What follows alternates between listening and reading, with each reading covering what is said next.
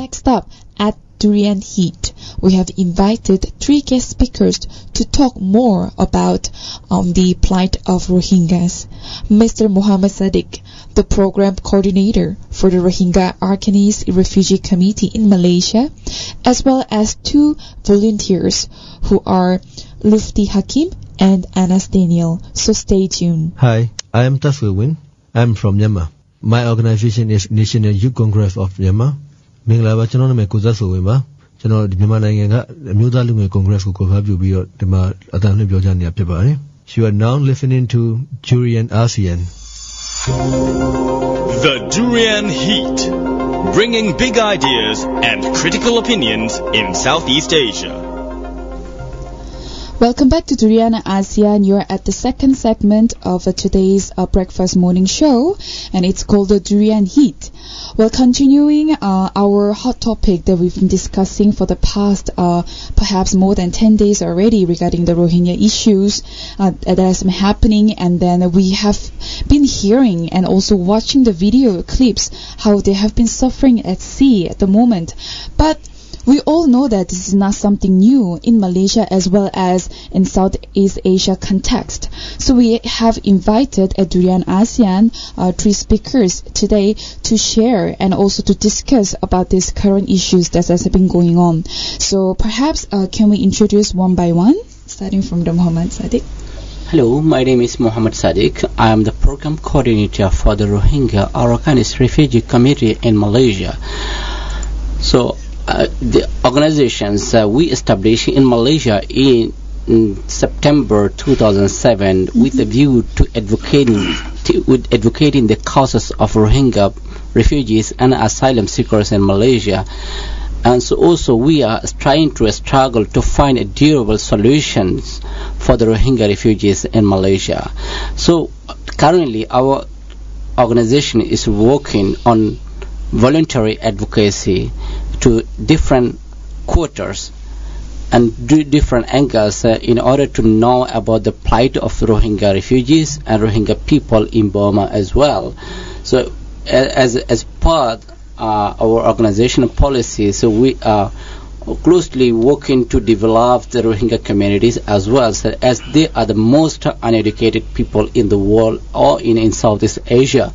So Rohingyas are also persecuted community of the world. So Rohingya children are depriving of their basic and fundamental human rights to education, to their national identity and others concerned things. And that in that case we are trying to educate the Rohingya refugee children to the establishments of informal education centers. At the same time, we are trying to promote the young generations to adjust with international society. And side by side, we are also educating women society under the banner of women empowerment as well. So this is our main agendas. At the same time, so our organizations is also issuing temporary certificate of identity of the Rohingya refugees who have been taken shelter in Malaysia. They don't have any identification card, they don't have any passport, any other legal documents. In such situations, Rohingya refugees face a lot of troubles to access medical facilities or working facilities or surviving facilities in this country. So in this context, our organization is issuing temporary certificate of identity on Rohingyas, and then with this certificate they are able to access to the hospital and clinics. And also some people are able to enjoy in working facilities as well. In many times Rohingya refugees die in hospital without any documents, without any identity. In that case, our organization simply issue letter and take responsibility of this dead body for funeral facilities. In every week we have to do all these things. We have to collect donation from friend circles and refugee communities for their funeral as well. And based on our capacity, we don't have a special funding from any quarters. In that case, we are unable to do a lot of tasks for the welfare of Rohingya refugees and asylum seekers in this country. So, could you repeat perhaps the population of Rohingya community in Malaysia overall? So overall, our Rohingya communities, Rohingya refugees and asylum seekers together, so we do estimate that 85 to 90,000 Rohingya refugees have taken refuge in Malaysia. Only 42,000 are registered with the United Nations High Commissioner for Refugees. Some of them still remains as asylum seekers. At the same time, I want to repeat one thing, that some Rohingya refugees have been taking refuge in Malaysia since 1980s. It is more than 30 years. Right. For since then, they are languishing in difficult situation and vulnerable situation without any status. They are unable to find any permanent solution for them. Some of the Rohingyas have already reached to third generations without any education. Not a single Rohingya got chance to get education in government school or private schools. So they are still in undocumented or the illegal status in Malaysia. They are basically stateless people because they are the one who wanted to seek for the better place outside of their own home countries. But there is a huge difference between illegal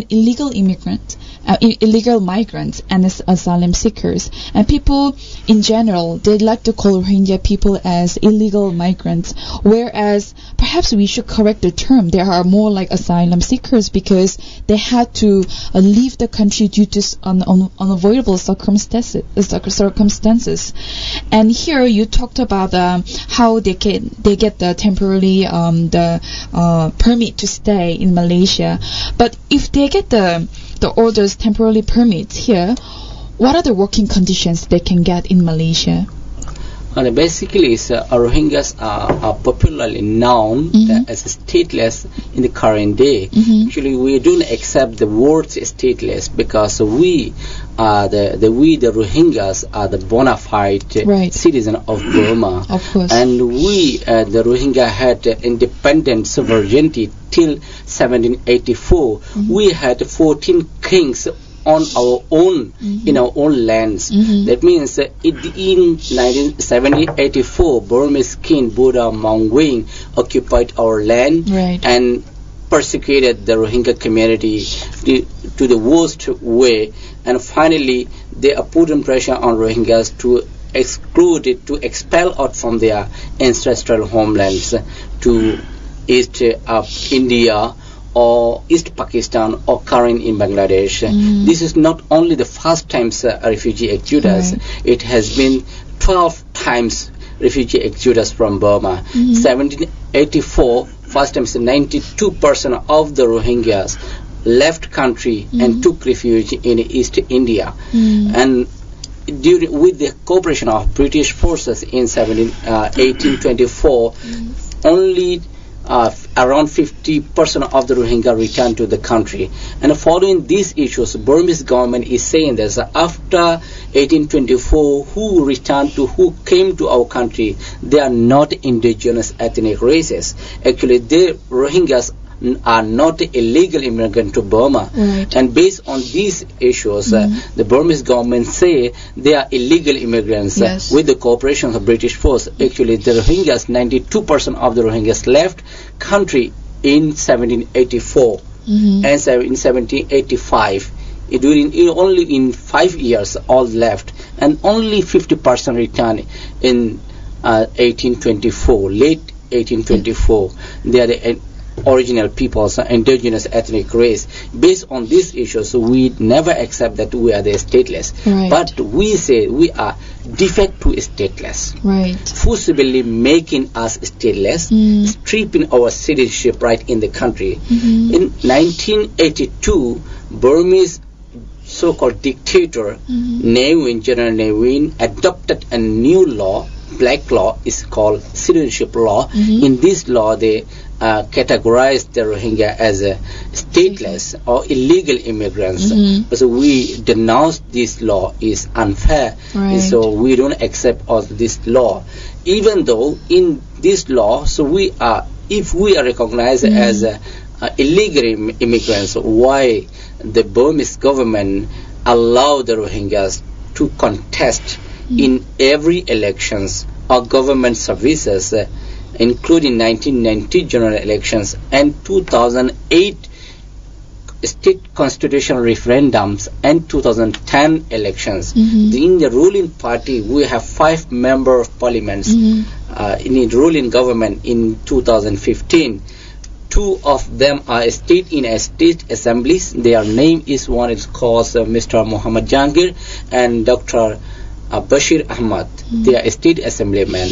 And the other 3 are called Wu Shui Meng. His Muslim names, Rohingya name is Abdul Razak, and another is Ong Zong Win, Zakir Ahmad, and another is called Tae Wing. He is. They all 3 are in upper house.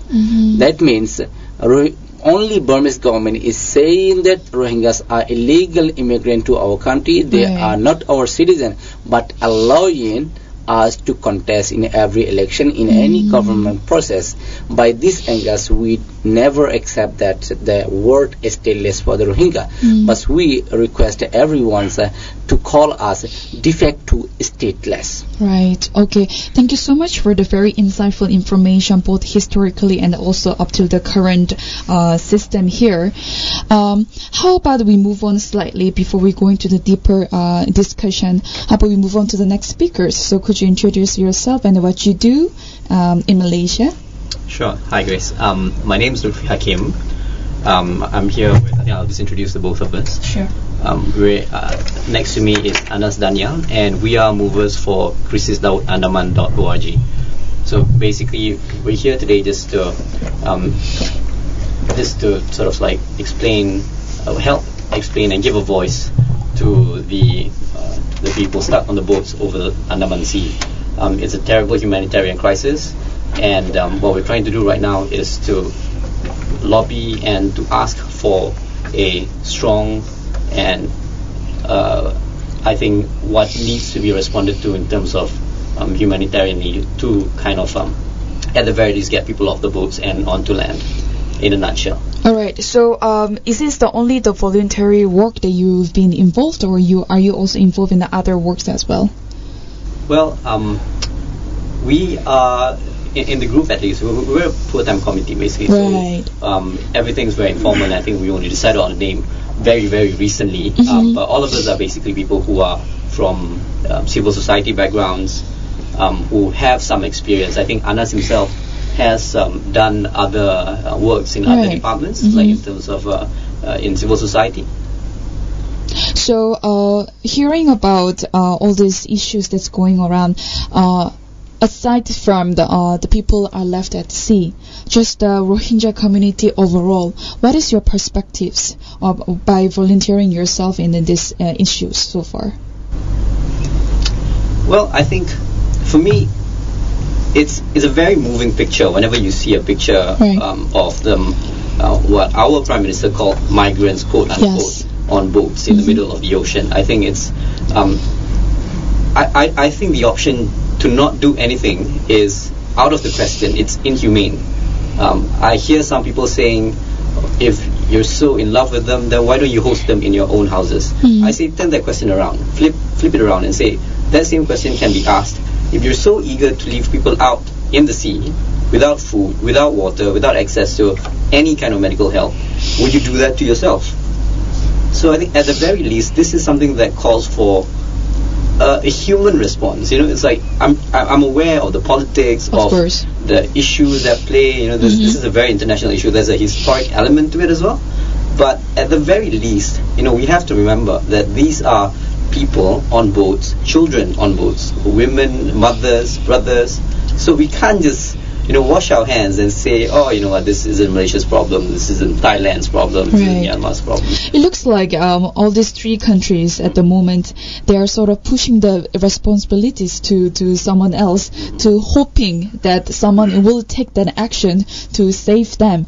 But what they need, and also before this issue was going on, the overall it's an immediate action, isn't it, from the government or even the high authorities to take this into consideration seriously, because these issues have been going on for decades, if I'm not mistaken, and all these issues have been already released, quote and unquote, of course, and then this issue have been heard by public and also by the government, but it's just that the ignorance from both sides, public and the government, and then this just gotten worse, and now it's really highlighted via medias and any social media channels, and now the public are aware of what's happening.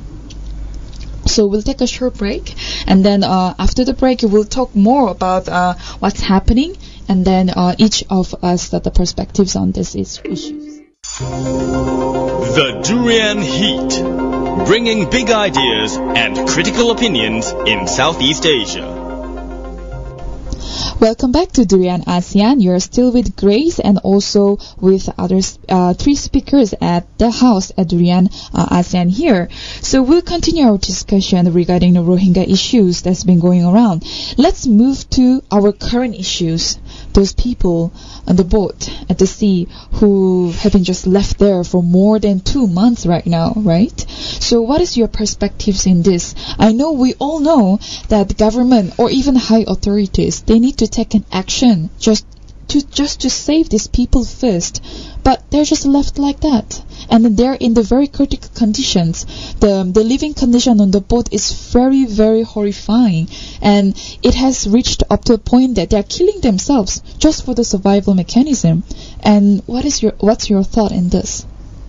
Well, this is very complicated issues today, and so the Rohingyas peoples are compelled to leave their ancestral homeland by the government agencies of Myanmar or Burma through systematic persecutions. They are burning down of the houses and properties of the Rohingyas, and they are seizing all entire properties of the Rohingyas. They are pushing the Rohingyas in appalling conditions in the country. So those who many of tens of thousands of the Rohingyas already pushed into the IDP camps, internally displaced persons camps in Sittwe townships, without home and without anything. They are put in cage. So they are unable to move from one village to another village. Right. So they are surviving in the camps with little support from international community. And those who are outside of the IDP camps, they are unable to move from one village to another village, one house to another houses. They are unable to walk from for any side. See, if they go out from their house, the government agency is sponsored extremist bodies who are popularly known Mok or Arakanese. They kill the Rohingyas. There's no alternative for the Rohingyas people to live in their own country with human dignity. If they want to stay in the country, they have to die in hands of extremist bodies or government authorities. Otherwise, they have to come out from their country by any means, whether jumping into the sea or running into the hill or any other ways. There's no alternative for them to stay in the country unless stopping persecutions against Rohingya in the country, unless respecting basic and fundamental rights of the Rohingyas in the country. So this is the first things, and following with a view to escape from persecution and deadly attacks of the Rakhine bodies and government officials, tens of thousands of Rohingyas are ready to jump into the sea to find a safer place. It has been more than 2 months. Tens of thousands of Rohingya left into the sea through other traffickers, but nobody know about these peoples, and we do believe that tens of thousands of them already lost into sea without any information. Just after the ASEAN People's Forums that held from 22nd to 25th in Kuala Lumpur, and the ASEAN Parliamentarian for Human Rights APHR released a report, and that they also sent an open letter to the ASEAN leaders.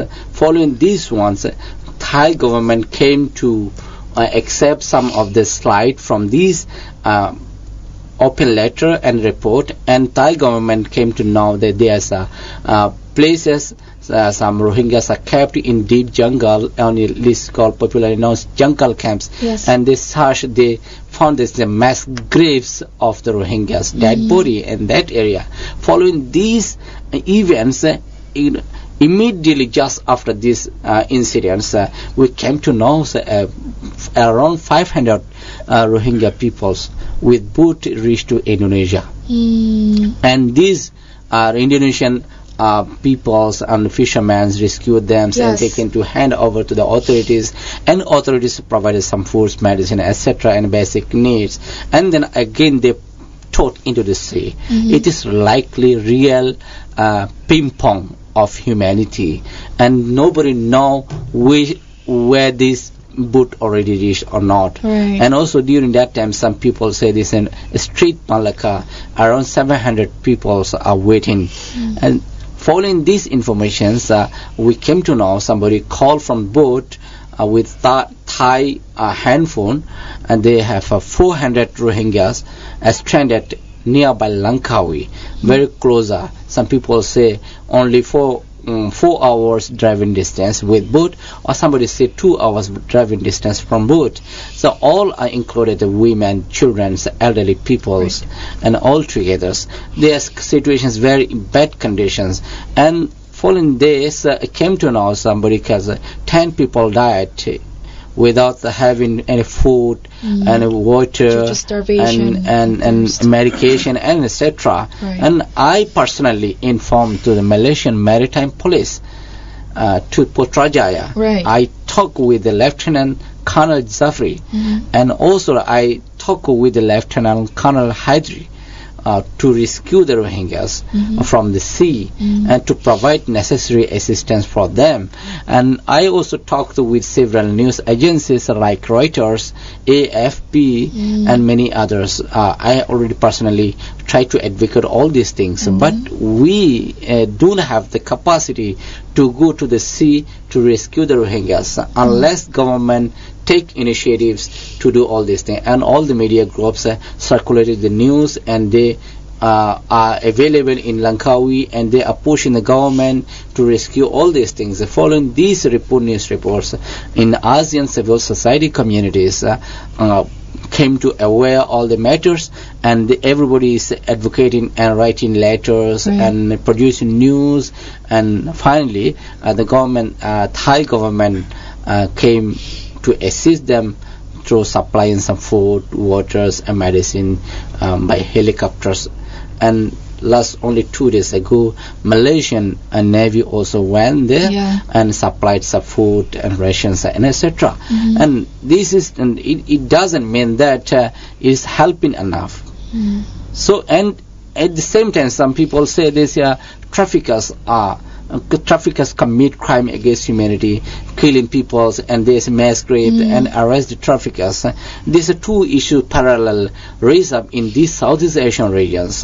In our priority, we have to give that what we need to do first, whether we need to arrest the traffickers or we need to rescue the people who are dying in dire situations. And our priority is requesting to the ASEAN leaders and international community to urgently to take a step to rescue these people first.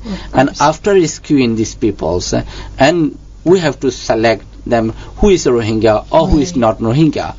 For the Rohingyas, we request the ASEAN leaders and world leaders to hand over this case to the United Nations Refugee Agency to determine their status, and those who are non-Rohingyas can hand over them to their concerned government agency to take necessary measures. At the moment, so we cannot support anyone to pull out anyone from this land, because these are all wooden vessels. This is not the ship. This is not trawler. Wooden vessels. Any times it may be broken and people may die. So life of a human being is more important than taking action of on the criminals. Let's go back to the question. I'm sure many people are very curious about this. Why isn't Malaysia, the government, helping them? Because they came to our land, Langkawi, and that's our territory. So we have a responsibility to help them, not just to leave them at the sea.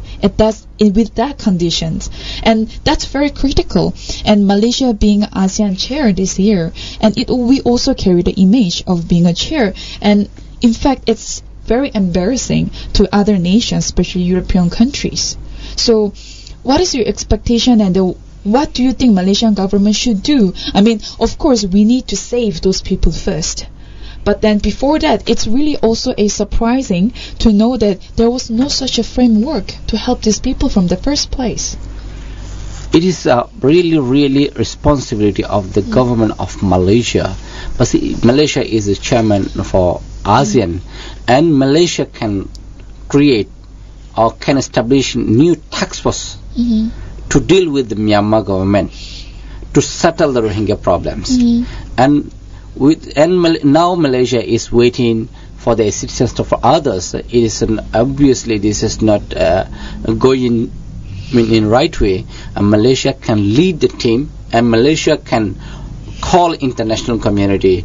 If it is unable to deal with the ASEAN communities, it should call international community to come forward for rescuing these people first. Right. And then after rescuing these people, Malaysia should be in position of leader in dealing with the Myanmar government to a whole dialogue, humanitarian dialogue, to bring an end of the plight of Rohingyas in proper way, like Malaysia did in the past to settle the problems of Moro in Philippines, and also Malaysia dealt with the crisis in southern Thailand as well.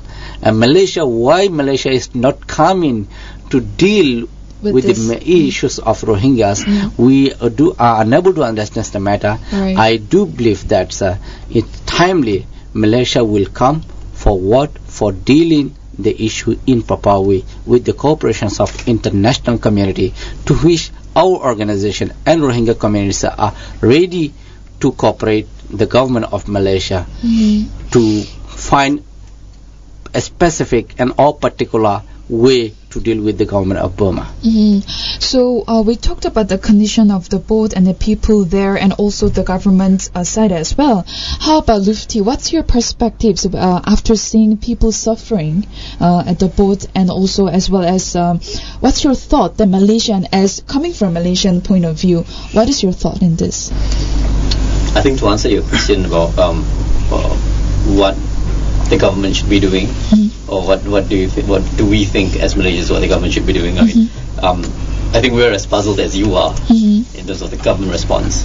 I think Sadek made some very good points about how Malaysia has in the past been very proactive on this front. He mentioned Moro in the Philippines, southern Thailand. We are known for lending a hand. So truly, as a Malaysian, I think I can speak for the both of us here. Okay. We are a bit puzzled, why the sudden reluctance in this sense. And just to add on that, because Rohingya community, they're Muslims, and Malaysia is a Muslim country. The official the religion is Islamic country here. And how come Malaysian country is just backstabbing when it comes to community, which we share the same religion here? On my part, we would like to think that nobody's backstabbing anybody in this situation. Okay. Even the government, despite the ping-pong boat situation which we are witnessing today, they have been providing assistance to the boat people at sea in the Andaman. And which is why we, as citizens of Malaysia, we do hope that the government can take back the mantle that they have been wearing for the past decades. For sure. That they are ready to give a helping hand to people who are in need. It is helping people drifting in the sea for humanitarian purposes is not something new to Malaysia. Malaysia has had if I would like to say impeccable track record, I would like to say that it is an impeccable track record in helping, for instance, the Vietnam boat people back in the 80s and 90s, we do have that precedence, and I do believe we still have the capacity. Our government still have the capacity in helping the Rohingyan people. What we would like as citizens of Malaysia is that the government to take up back that mantle and to show that we talk about the glory of our country, and this is where one of the glories of our country can be shown. We have been showing it for for decades. We've done successfully in as a helper in facilitating for the replacements of the Vietnamese people. We have shown our mettle in becoming mediators in the Southern Thai and also in the Southern Philippine crisis. Right. Why not we do the same thing for Burma, for the Rohingyan people? Exactly. The question is why now we do the same thing to all these people right now. It's just that it shows very slowly. In fact, if I'm not mistaken, there will be discussion among Thailand, Indonesia and Malaysia very soon, and I hope that the discussion goes well and immediately they will take an action to help out these people, at least to rescue them first, right? So with that, we'll take another break. The Durian Heat, bringing big ideas and critical opinions in Southeast Asia. Welcome back to DurianASEAN. You are still with Grace at the Durian Heat. We're still discussing the issues regarding Rohingya community. We talked about all these conditions and also a lot of problems that have occurred to these people. However, let's move on the ASEAN context. What can ASEAN do to help out these people? And this has become even more serious than before, and that the awareness level in the public is also increasing. So they are expecting also something from ASEAN as a single community. So what can they do? Well, this is very much important issues that ASEAN could do a lot. The ASEAN's policy is constructive engagement. Burma was not in ASEAN in the past, but Malaysia is the country that pushed other ASEAN members to bring Myanmar or Burma in ASEAN members with a view of a constructive engagement. And even though during that time it was military government, and the Burmese Malaysian Prime Minister, the then Prime Minister said, so if we take the issue as a constructive engagement and we can chase Burma in positive way, we welcome that process and decisions. If Malaysia did not push the other members to bring Burma in ASEAN, we cannot talk about Burma at these times. Right. So we appreciate the Malaysian government for doing all these things, and also we have a great expectation that Malaysia can do another historical events, historical issues, that it can call all the ASEAN members to establish a new task force to deal with Burma in humanitarian way, and or like humanitarian dialogue or humanitarian approach. In this can be possible to success if the ASEAN brings any representative from three nations, particular nations. This is called South Korea, China and India, because all three nations has deal with Myanmar Burmese government. South Korean Daewoo Company has signed already deal with Burmese government. When was that? In 2004. So that's not so long ago. Yeah. And also is still exploring to gas. This is called Shui gas in Arakan natural gas. This is owned by the Rohingyas and other people from Arakan state, and also for 40 years. And this is called South Korea Daewoo Company. This is not the only one company. It's also they have deal with the Indian Gas Authority of India Limited. At the same time, Bangladesh Mahona Foundations also involved in this deal for 40 years. At the same time, gas deal was signed by China in 2008 and 2009, and to bring oil from Arakan state to Yunnan state From the gas there will be a products of 47 trillion cubic feet of gas would be protected from Burma. And Arakanese state is the highest gas production in Southeast Asian nation. At the same time, the oil also, thousands barrels of oil would be protected from the same places. And if at the same time, beside two deals, the India has a particular interest on Burma and Arakanese state. This is Arakan port, Sittwe port, and timber interest, granary interest. India has the interest of military supplies over there, and also India is also holding a very historical issues. That's the whole world, 2/3 of the oil gas pipeline is remain under the Indian Oceans. If gas explore from there or oil explore from there, all the pipeline would go under Indian Ocean.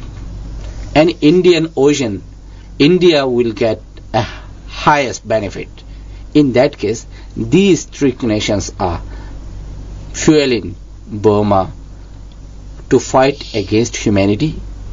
This is persecution against Rohingya is a war against humanity, is also a war against democracy, is also likely a war against the Western country. In that case, if ASEAN leaders come together and calling together some representative from China, South Korea and India to deal with Burma, it is very easy to achieve the goals. Without these nations, if ASEAN leaders call upon Myanmar government, they will not listen. Because Burma is funded by three nations and empowering by three nations to fight against democracy. So in that case, if we are able to achieve the goal in soft approach or humanitarian approach, definitely there will be a position that could stop persecutions or killings of the Rohingyas in the country, and ASEAN can achieve a goal of prosperity or stability in the regions. Otherwise, people will move out from the country, and they will come to Malaysia or Indonesia or Thailand. These people don't have educations. They don't have anything. These people may bring something different in this country. In this case, before going to the bad situations, we need to protect the Rohingyas, and we need to find a solution for the Rohingyas through ASEAN leaders. So when it comes to Rohingya community protection, right, have these three nations, South Korea, India and China, have they done something to help them, apart from empowering the whole community? In the past, there is no any step we see.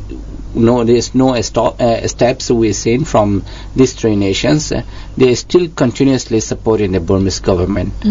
Just the Burmese government. Just right. the Burmese government. Just 2013 or 14, just only one time Chinese government asked Burmese government and say a statement. We sympathize the issues of Rohingyas. They are also human beings. After saying this word, temporarily stop killing by the Burmese government. Right. Temporarily, for just 1 or 2 months. But that means if this simple word, sympathize the issues of Rohingya, can stop temporary killing, so we can stop permanent killings if we get permanent engagement from China. So that's already a hope that it's already proven that it can happen in the future. And then, like you mentioned before, Malaysia has capacity to step into to solve these issues. And then with that, of course, not only the Rohingya issues, the issues that has been happening in the ASEAN, of course, it can be all solved if ASEAN leaders really come together to talk about these issues. Because when you talk about the ASEAN, most of the time we talk about the economic and the political part. But then when it comes to human rights or other socio-cultural issues, it's still the sort of under the shadow kind of issues that's not really highlighted so far. But going back to our topic today, Rohingya community and on the boat at sea, this is really critical issues. And then, like I mentioned before, a lot of people are getting the more awareness on this issue. And some people are very angry, but they also don't know how to help this Rohingya community. I mean, they will donate financially, but there's also no proper information that how they can reach out to the community to help giving out the proper helping hands. Perhaps you can give us more information that how we can reach out people. Well, this is as per our information. There's 4 boatloads of the Rohingyas floating in Andaman Sea, and a boat is load of 400, and another boat is 500, and another boat is 700. More than 2,000 people are floating in sea, and in that case, we are unable to find ourselves. How can we help them? How can we supply food, etc.? This only the options is the government. To the government. So we have the great expectation that Malaysian government will allow civil societies and youth to go to the boat to supply necessary assistance for their survivals. At the same time, I do believe that Malaysia is also taking time to create more and more awareness of the world to come forward for these issues and to sign greater deals in ending the plight of the Rohingyas. So I don't believe that Malaysia is doing negative. This is positive step. Yeah, in fact, all this public, they have created platform already to help out these people. But then majority of people, they still have no idea how to reach out to this particular Rohingya community here. So a particular Rohingya community, that means that in Malaysia has several organizations of Rohingya organizations. Our organization is based in Selangor, in Ampang. So we can support only the translations and bringing people to the community settlement only. But so we don't have capacity to bring anyone to the boat. In that case, we may refer anyone who wants to help boat people. So should contact the Prime Minister Department or Home Minister Department. They are well aware of the boat, where it is situated, and without, most probably, if it is outside Malaysian boundary, so nobody can go there without visa. In that case, only the Immigration Department, Home Ministry, and Prime Minister Department could help people in bringing to support people who are floating in the sea. So we organizations as a capacity, a small capacity, we can bring the NGOs and everyone's individuals to Rohingya settlement only. So we can do nothing rather than this. In that case, we welcome. So if anyone want to support the Rohingya communities in Malaysia, those who are living here, and so we are ready to support them. But one more thing, in budget support, sometimes people think there's supplying food. We sometimes don't encourage people supplying food and money. So we mostly request to the civil society groups to come with certain help. They can they can sustain for a long time. For example, children's educations, health care clinic, for example, permanent clinic for the Rohingyas, and also medical checkups, and also empowerment projects, so women empowerment projects, and for the young people there's vocational trainings, and for those who don't have education, no alternative way for them, also providing temporary works or the casual works, it would be the best options. If we supply 10 kilo of rice, when 10 days is finished, nothing will come at the end. True. If we are able to establish schools or education center for them, it is a long-term project, and that would be helpful. And the most critical situation in Malaysia is health and education issues. Health, we cannot send our children for the public schools. For education, at the same time, we are in very difficult situations in screening our health and etc. Because in Malaysian context, if we see therefore one Malaysian, they has to pay only 1 ringgit for registration in hospital and 1 ringgit for registration in clinics and the government hospitals. And also Rohingyas, those who have UNHCR card, refugee cards, they have to pay 31 ringgit in hospital and 11 ringgit and 50 cents for government clinics. And those who are holding only the paper have to pay 50 ringgit in hospital for registration, and also 15 ringgit for government clinics. This is very difficult for us because our Rohingya communities, those who are working as casual workers in construction site, garbage sectors, in cleaning sectors, they are maximum able to earn 19 to 20 or 25 ringgit only. If somebody feels sick, unable to provide such financial expenditures, and thus they have to suffer the disease and reach to serious condition. Finally, the way is need to die. Even in delivery case, have to pay a high amount. In that case, we request civil society communities to organize mobile clinic or permanent clinic is the best option for the Rohingya refugees. So to check everything, and our organization is eager to assist all those well-wishers of the Rohingyas to cooperate in all fields, in translating, in cooperating, in bringing to the field levels everywhere.